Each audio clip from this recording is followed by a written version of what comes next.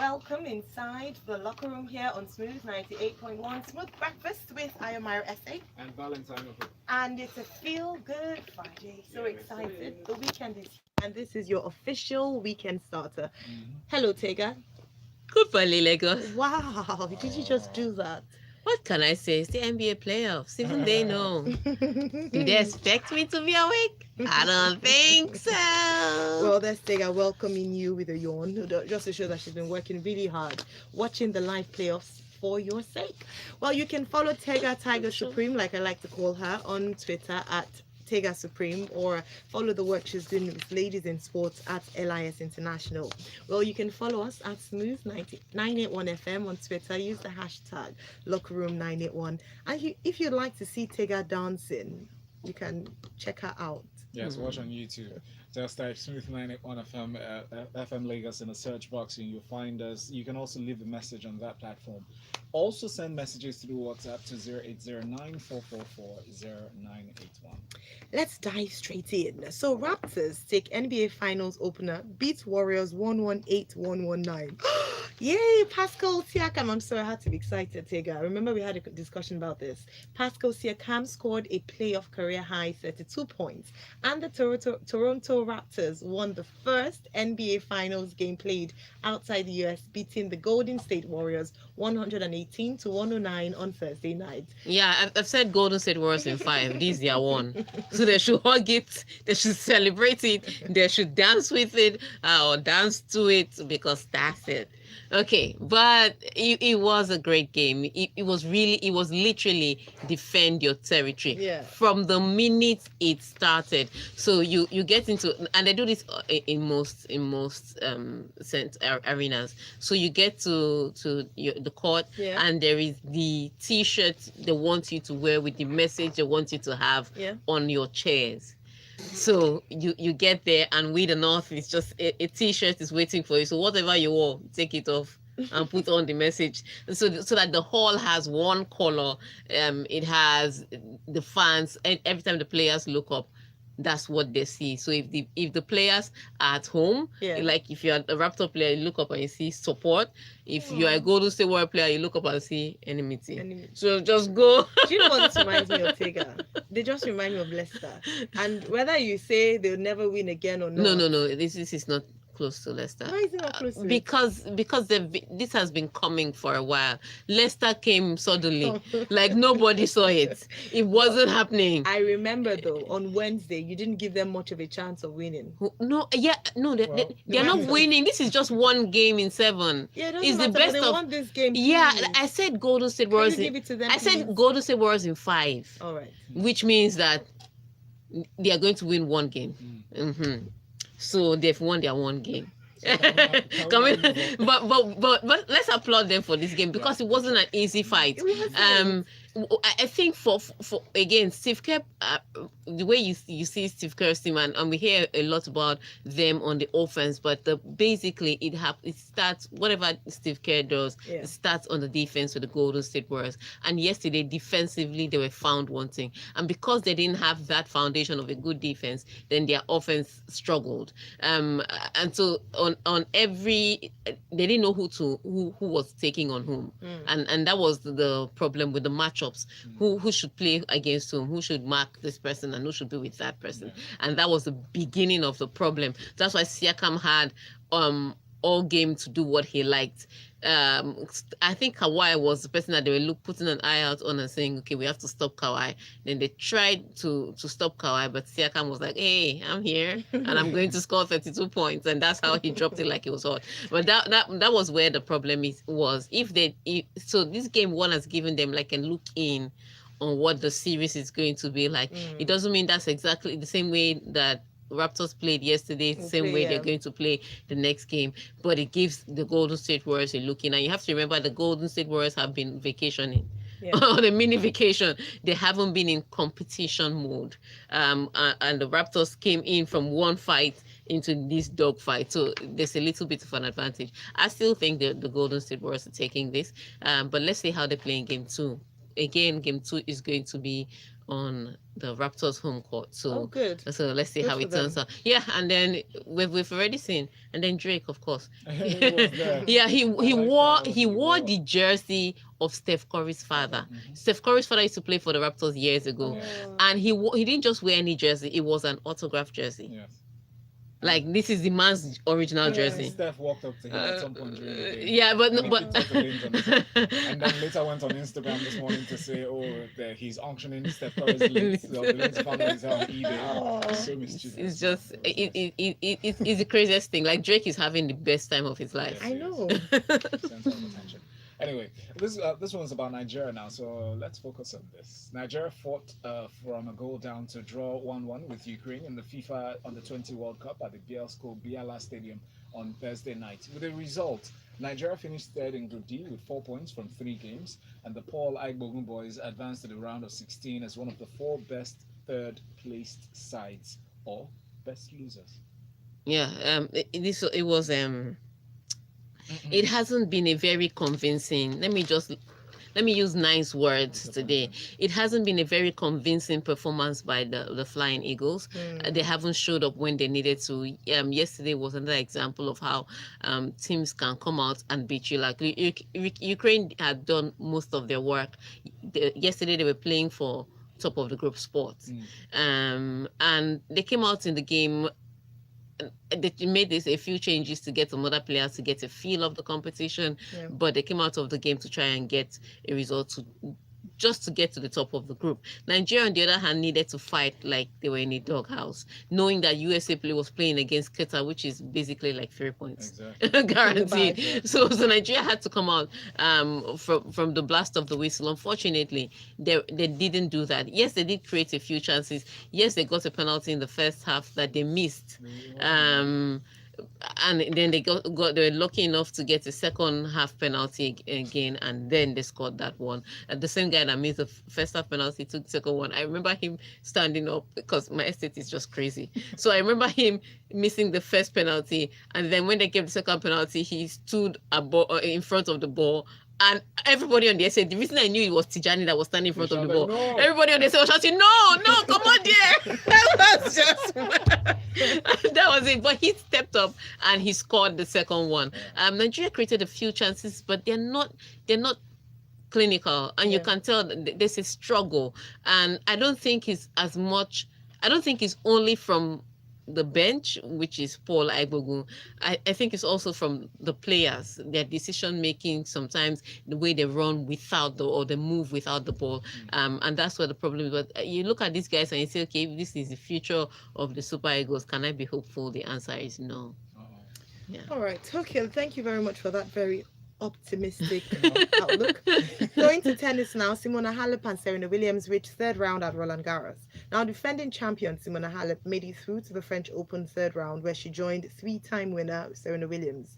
World number 3, Halep overcame illness to beat Poland's Magda Linette in 2 hours, 11 minutes. Yeah, I think, and there's something in the air, and I think it's just about that time of the season, just before the summer really fully sets in. Everybody's catching a bug.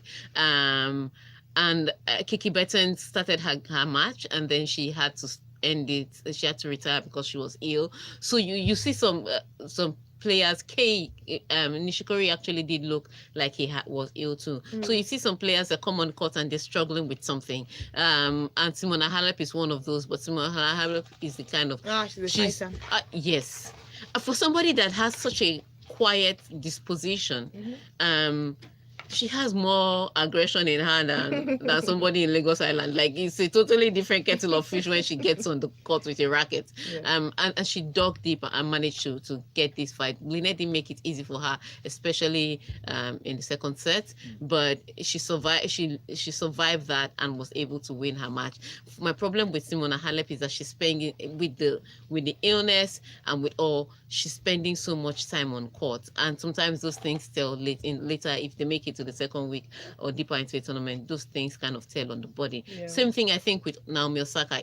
Her first match wasn't such a big opponent. So for me, the question was, why did she struggle? She was big on in the first set, and then, yes, she came back, but why is she struggling? Her second set opponent yesterday was Victoria Azarenka. Understandable, because Victoria Azarenka used to be a top 10 player before she got pregnant and then all the drama and that. So I understand why, because Victoria Azarenka is a fantastic player. So I understand why she would struggle a little with Victoria Azarenka losing the first set. But she's spending so much more time on the court these days, as opposed to when she won her two other slams. It was really quick work. Now I know that hard court is her preferred surface, but even then, when you get an opponent that, let me not say easily beaten, because they're all professionals, but sometimes you get an opponent that you should easier than others. Easier than others. Yes. So just make a light work of it and go and sleep. Don't stress. Thank you very much. We need to go on a break now. When we come back, we're going to be delving into the territory of sports. All you Chelsea fans have been sending messages. We're coming to you. Stay tuned. They didn't even allow you to enter and settle down well. When you say into the territory of sports, it seems like all the others are not sports. Just say football. Oh, this is what it was football I was meant to say. It wasn't sports. It was football. Sorry, it wasn't sports I was meant to say. It was football. Thanks a lot. So my mouth said sports. I thought I said football. No. Sorry. Yeah, sometimes it happens to all of us. Oh, you guys are listening to our private conversation. And we just say something else. We say food. We just say food. Now let's talk about food as if it's not food. Oh, my days. So that's what happens sometimes. Apologies to all you, but because they'll come for me now. You guys know how to do that really well. What did Ayo say? How can you say that's on national radio? No, we're very polite in locker room. Actually, locker room, you guys are nicer. If this were freshly pressed, hey! I don't know those people. Locker room, we are very polite. I hope you freshly pressed listeners and watchers are here, so you know what we're saying about you. We're gossiping about you. Well, let's see our YouTube pie. I don't get a lot to Godwin. Is that a prophetic song? Yes. And then go, Idris, mind yourself. I told you Chelsea are going to pump your team. No, they're no longer my team. I've left. I left. Yeah, I shut the door. It was a revolving door. Yeah, terrible person. And I want you to laugh. Even Shola said, I've been supporting this team passionately for 16 years. Like he dropped the mic and he walked out of the room. That was? That's it. That's what Arsenal can do to a fully grown man. Arsenal can break a fully grown man. Quadri, Quadri was the name I was looking for. Remember I was saying that someone regular it was Quadri. The only way is to praise Chelsea. Praise Chelsea, Praisers Club. That's the one thing I would never even consider joining. Sorry. Okay, we're coming back. Please, we're coming back and we are coming back to better things, not Chelsea song. Studio is live.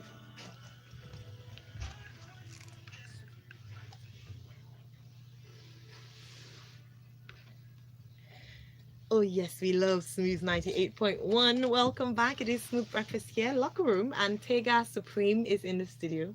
I'm Mairo-Ese. I'm Valentine. And we're going to some more sport stories. So my brother, who is the world heavyweight champion, Anthony Joshua, says that a fight with fellow Brits Tyson Fury will be his focus if he defeats Andy Ruiz Jr. on Saturday. That's tomorrow. I think, in his words, he says, I think if I can beat Ruiz, if Wilder is not available, I want Fury. Okay. I said I want to meet Wilder, chat to him, and the next day he announces a fight with no date and venue attached to it.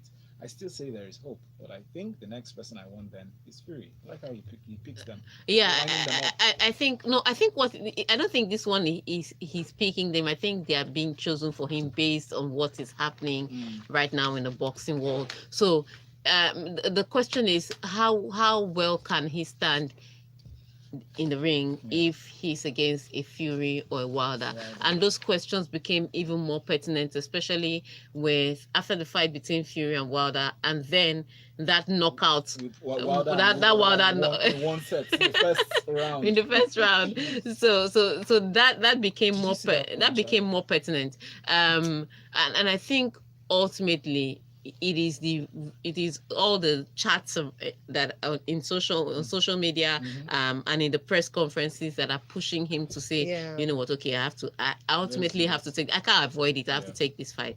And so I think it's sad that it's a bit that he's overlooking Ruiz, who is the guy he's fighting on Saturday, because that's what he seems to be looking more ahead than to the fight. I don't think so. I think his comments really are just paying attention to all the noise around. Yeah, but you see what the level of preparedness that he has packed up. Now. Wait, if your comment is paying attention to something that is not what you're facing immediately, that's where your attention is. So he's not what he's talking about is where his attention is, where his focus is, which means that the immediate threat in front of you, you're not really focusing on that. He should really be focusing on that, and then maybe after the fight, not before. After the fight, you can say, okay, I'm looking at Wilder or Fury, not before the fight. And so I don't like the fact that he's overlooking, because again, this shouldn't be a big deal of a fight, but sometimes when you're not paying attention to the little mosquito that is sucking your blood, that's when you're not. Do you understand? That's what happens. Thank you. So I think you should be focusing on that first, and after the fight, then you can point at anybody in the crowd and say, "What you next?" and then we'll sort that out. But before then, focus on the focus. Shimobi Victor from Alaba International says, good morning, guys, and the entire Smooth FM crew. For me, I do not see the Flying Eagles of Nigeria going far in this competition, not with Paulai Bogun in charge of his team. While for Norway, scoring 12 goals against Panama still surprising. Wow. Yeah, one player scored 9. Yes. 9. A triple hat-trick. Yes, a hat-trick of hat-tricks. Yeah, that should be like some sort of record. Yeah, but because it's age-grade football. It's not really okay. All right, let's move on to some A-grade football. Jan Vertonghen hopes Tottenham's craziest year ends with Champions League glory. So Vertonghen is desperate to make sure Tottenham's craziest year ends in Champions League glory, and he said this: I think every player has been used in the Champions League and played his part. It's been the craziest one ever, and being at the end of that crazy campaign now is something unbelievable. Yeah, so it's so tough to believe that this same Tottenham were at some point on the verge of crashing out in the group stage, group stage low, and right now they're in the final. This is the team that Barcelona thrashed, and then Barcelona is going to be sitting at home watching them on TV. I don't think so. I don't think Barcelona players are watching. Because, I mean, they asked Sergio Ramos a question. Yeah. And they said, Sergio, Tottenham or Liverpool? He was like, I don't care. Like, he'd probably be so proud. Do you know? No, but a lot of players wouldn't care. Look, if I were not going to have to analyze that match on Monday, I wouldn't watch it. It's not the most exciting Champions League final. I think it's exciting. I think it's exciting. I think the fact that the way, especially with Liverpool and Tottenham, they play open football. Yeah. And they like to have possession. They like to attack. But it will be exciting. It's like watching the EPL. Yes. And that's why the EPL makes a lot of TV rights money, because it's exciting. No, but I'm saying we already got the EPL. I know something different. I totally understand what you mean, but at the end of the day, they are the ones that made it to the final. Yeah, other people did not run and kiss the rope, so these are the guys that are going to play the final. Deal with it. But I understand a lot of players' sentiments when they get asked this question, like, "What's my business with watching this?" And so you can understand why the two Spanish clubs will probably be doing anything but it's going to be very interesting. So Tottenham struggled all the way. Yeah. Liverpool, on the other hand, looked a lot more likely.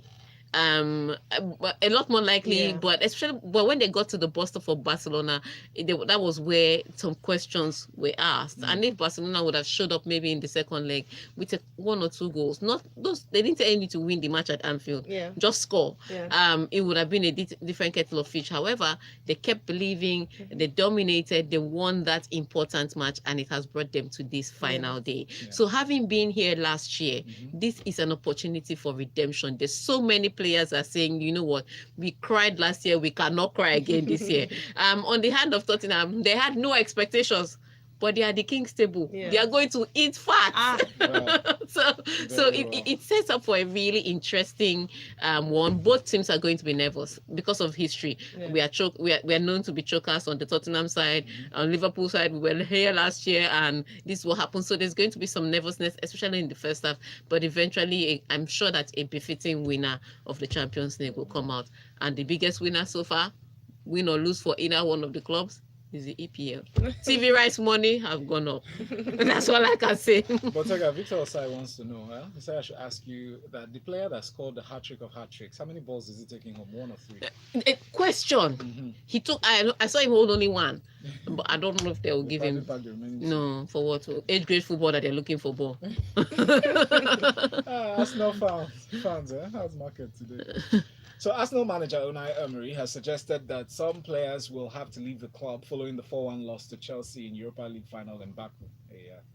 Emery says, in his words, our idea is to continue to carry on and improve with the young players that have arrived. Maybe some players need to leave, but it's not the moment to speak about that. The Arsenal boss continued, we have the possibility for a lot of players to improve. We have young players getting the first experience of the final, and I'm positive for our future with the young players getting better in our way. Yeah, so I think that's what they're looking towards, that's what they're claiming to be wanting to look towards. But again, you are not Ajax. You cannot only have young players. You're going to be battling for more things, even if you didn't fight to be in the Champions League. What it is there is certainly going to be a question of Unai Emery bringing in his team. I remember on, what's today?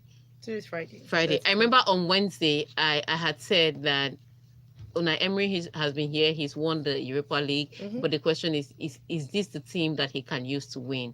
It was always a question of what is a team that can play this kind of football, and Arsenal showed again that they are not the team. Yes, we can blame Unai Emery for some people, for some substitutions, or for some people in the starting 11. Yeah. Is this how they could have lined up? Couldn't they have lined up better? But it was, when they put out the lineup at first, it wasn't a bad lineup. That was a fantastic lineup. Actually, to get the results, if you ask me. But a few people had off games and bad games, and Ozil came under a lot of fire. Ozil always comes under a lot of fire, which is why he hadn't played so much during the season.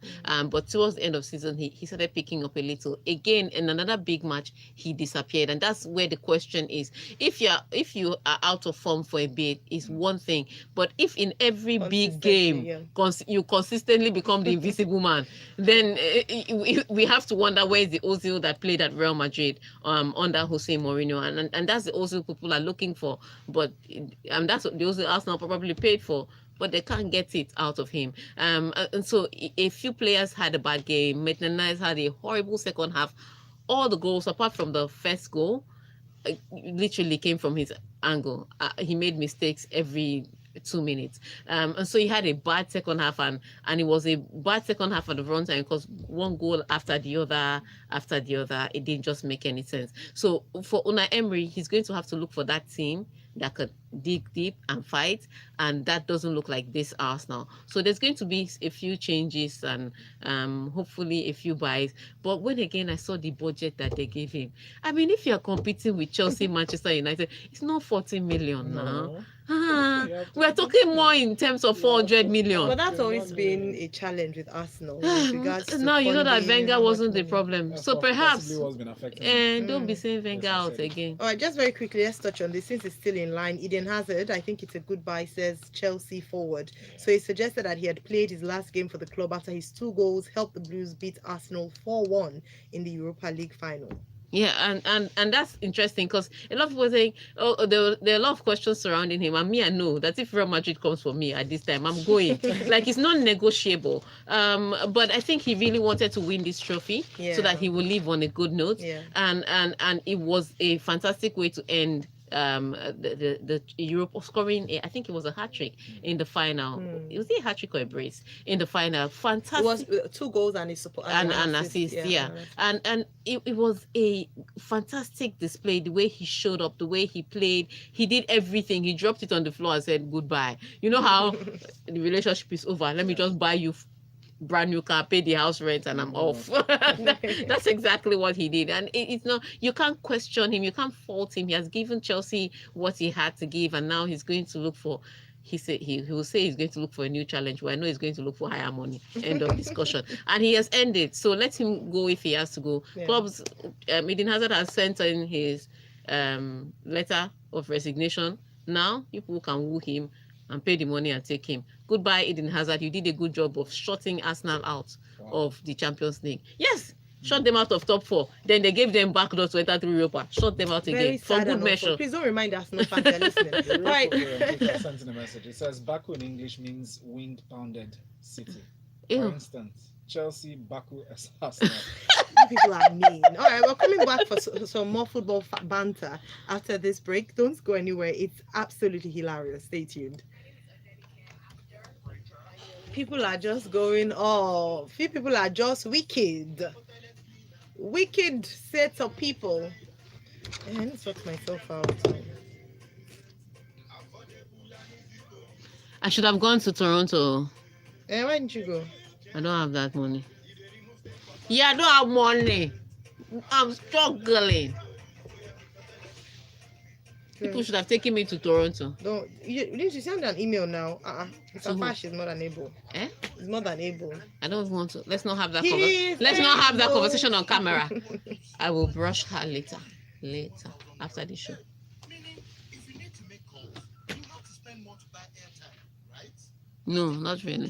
That on Airtel Data Plus, that same 1,000 naira gets you your 1 gigabyte plus. Wait for it. Wait for it. Take a do. To go all networks.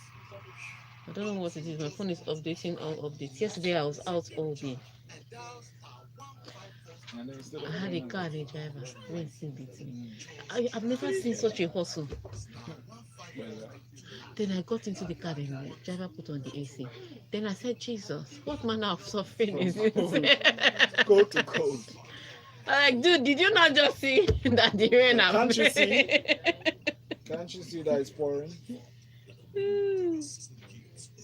This hustle must pay, oh, Jehovah. It has to. It has to pay. Sabi, what we talk about today? The hustle must pay. Then it's left for you and I. So let's see. Thank you. Sir, my phone is not charging quickly. Then you need it boost. Yeah, just putting gems on my phone. That's what you're doing. You're putting gems. Who's selecting this film? I'll look at it. Me and Val don't mind him. So there's meant to be a song after the right now. See how Val And there's a song now, isn't Val iron this cloth. Me, I brought out my cloth. I said this cloth is rumpled. I did like this. Send bottle squire. That's what I do. I hate Thank to you iron. for that. Which one? Who is? Oh, Look at Val. his cloth. Val probably has some of that. Men, they have it easy.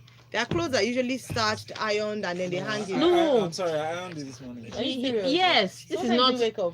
This is not dry cleaner iron. Yeah, if you This notice one was- on my clothes in recent times, there are things that don't need ironing. Dry cleaner iron this cloth. Why are you nodding as if you noticed? As if I've not been ironing my clothes. By the time I've checked 2 wardrobe checks, Eh. it's rumpled. Mike's up.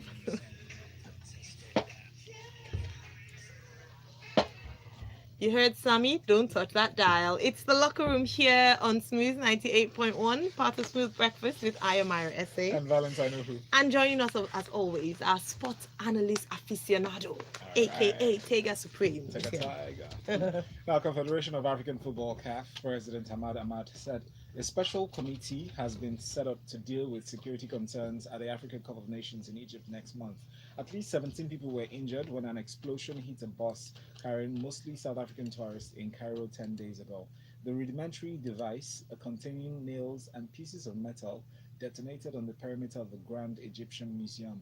Now, he told reporters that's Ahmad on a 2-day visit to South Africa, and he said this on Wednesday. Security is a big problem in the world, not only in Egypt. No country can be sure that nothing will happen. It is very sad to feel like that. The Egyptian government, he continues, and CAF have for the first time implemented a security committee, and they will continue to work together to try and make sure that nothing will happen. Oh, really sad one. I'm just before the tournament. Tournament is going to start on the 21st of June, so less than a month away, and then this happens. That is so sad.